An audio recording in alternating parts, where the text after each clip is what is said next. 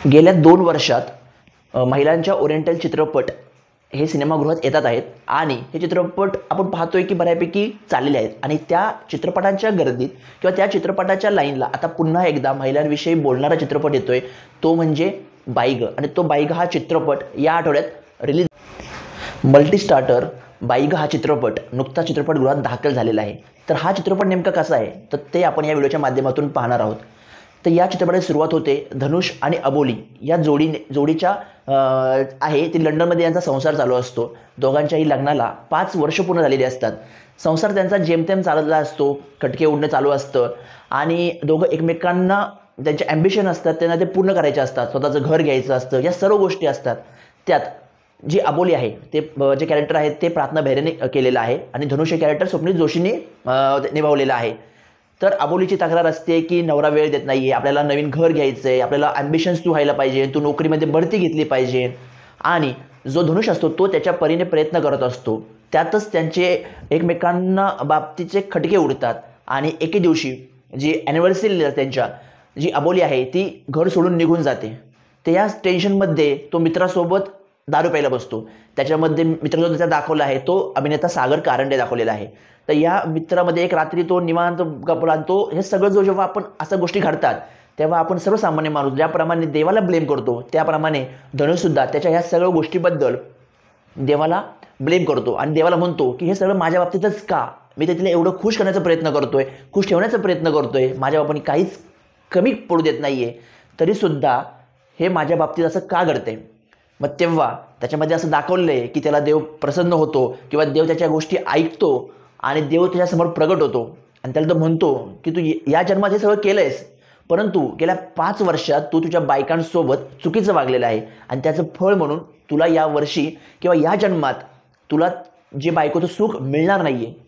तर तो म्हणतो देवा मी असं का केलं, मला काय त्याचे उपाय सांगा, मी सगळे उपाय करायला तयार आहे आणि हे सर्व स्वप्नील जोशी दारूच्या भारातच बोलत असतो।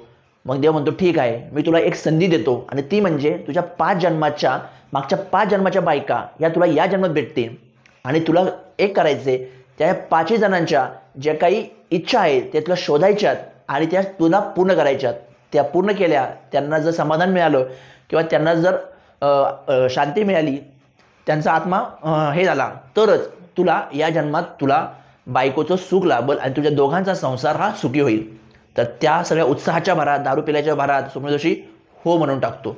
मग देव त्याला म्हणतो तथास्तु। मग दुसऱ्या दिवशी असंच मग जेव्हा तो उठतो मग त्याला त्या एक बायका त्याला आयुष्यात येत जातात। मग त्या एक बायका आल्यानंतर त्याला ते खरं वाटायला लागतं, हे खरंच माझ्यासोबत घडले, हे स्वप्न नव्हतं।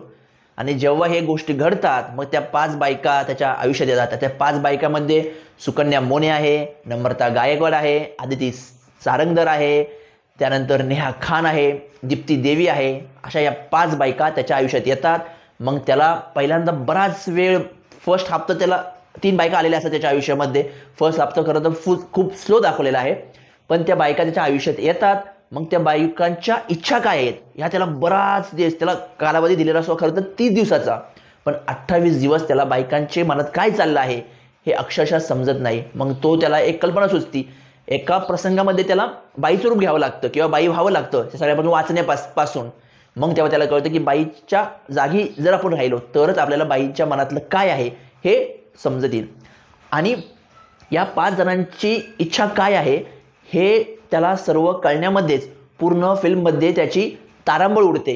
हे या फिल्ममध्ये पूर्णतः दाखवलेलं आहे। मग शेवटी तो त्या 5 बायकांच्या इच्छा शोधू शकतो का नाही किंवा शोधल्या तर त्या कशा पूर्ण करतो आणि मग अबोली आणि धनुष यांचा संसार पूर्ण होतो का हे या चित्रपटात तुम्हाला पाहायला मिळणार आहे।